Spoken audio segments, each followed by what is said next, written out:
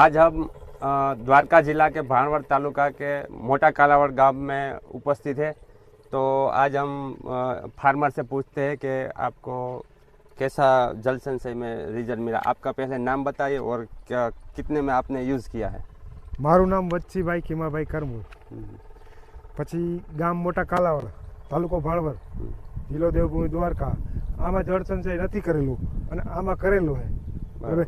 પછી આની સાઈડ જો, ડુંડીની સાઈડ જો અને આની સાઈડ જો, બરાબર। પછી આના મૂળિયા જો, આના મૂળિયા કેટલા છે, આના મૂળિયા કેટલા છે, જો કેટલું ફરક છે।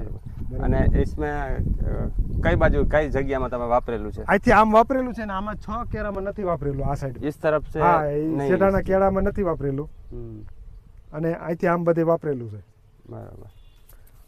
અને બીજું કે આ જલ સંચય વિશે બીજું શું તમે ખેડૂતોને કહેવા માંગશો? જળ સંચય માટેમાં ખેડૂત માટે ખાસ ઉપયોગ કર્યા જેવું છે, કારણ કે આ જમીન એટલી બધી ભરભરી કરે, સુધારે છે અને મૂળિયા એટલા બધા મજબૂત કરે છે અને એક છોડવામાંથી 6 ડોલા નીકળ્યા છે પૌધા અને આમાં 5 નીકળ્યા છે, બરાબર। અને એટલા કમ રહી ગયા જો આમાં હે નહીં। અને લોરીની સાઈઝ પણ વધારે છે? હા, લોરીની સાઈડ આની કરતાં ડબલ છે, ડબલ છે।